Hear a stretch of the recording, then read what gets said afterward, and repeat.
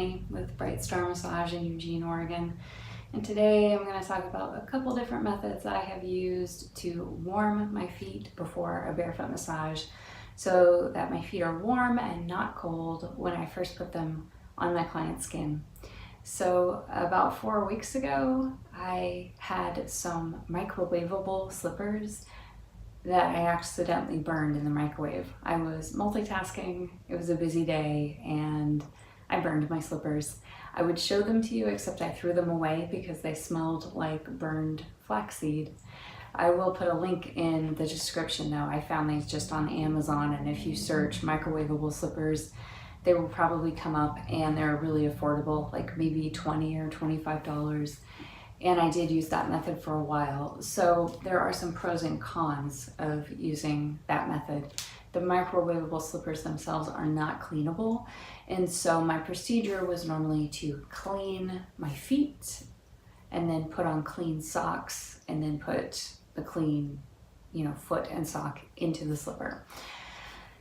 But then while my feet are heating up, I would be wearing these slippers. The bottom of them is full of flaxseed, and so as I'm going around my office trying to get ready for the next client, I was kind of having to shuffle around because I had these heavy slippers on my feet and I just couldn't move very fast, and it was a little bit cumbersome, although not a huge deal.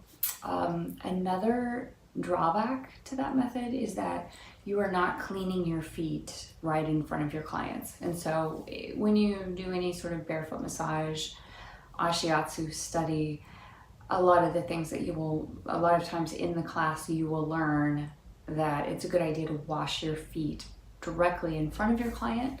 And that is just because people have sort of a stigma about feet. Like some people are maybe reluctant to get barefoot massage because it seems like feet are dirty or whatever.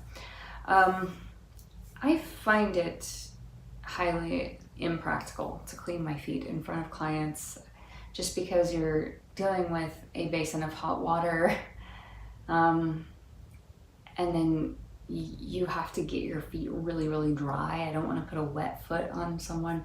I've just never really enjoyed that method. And I think you just have to know your audience. I am so meticulous in my procedures and very, very clean in everything that I do. And so I sort of feel like my clients trust me and they assume that my feet are clean. I could be wrong about that. I don't know. Maybe it is better to clean them directly in front of the client, but that is not how I've been doing it. So when the microwave slippers burned, I wanted to come up with a new method because putting cold feet on clients just isn't an option. And I wanted to make sure they were nice and toasty, and I love it if they can be heating up for a while before the appointment while I'm doing my chores to get ready for the appointment. So the solution I came up with was these rechargeable heated insoles. And these are cleanable, so you can clean this with soap and water. You can spray it with alcohol and wipe it down. And I put it in it didn't come with the shoe, but I put it in a regular just shower shoe that I got from a drugstore. And I just put the insole in there, and this is what I wear around the office while I'm getting ready for the next client to arrive. So I would clean my feet, make sure these are all heated up and ready to go, and then put my foot in, and I can shuffle around the office and get the things done. So there are two ways to heat this. One way is to get a plug-in to plug each shoe right into the outlet, and you can get them really nice and heated up, and then put the shoe on. And I usually just, because there's this cord hanging off, I usually just tuck it back through the roof of the shoe here so that it's not dragging on the floor, and I just wear it around the office like that. And that's one way to do it. I find that they stay warmer if you actually connect the battery to it and wear the battery around with it while they're heating up. And so what that means is that you have 2 of these battery packs, and they have to be pre-charged. And when you turn them on, you can turn them on for 25 minutes, 50 minutes, 75 minutes, and 1 hour. Since the time in between my appointments is only 30 minutes, I would just turn them on for 25 minutes, and then it will shut off after that, saving the battery. Now, the way that you connect it all, there's this little pouch that you wear around your ankle. So this is all kind of ridiculous and elaborate.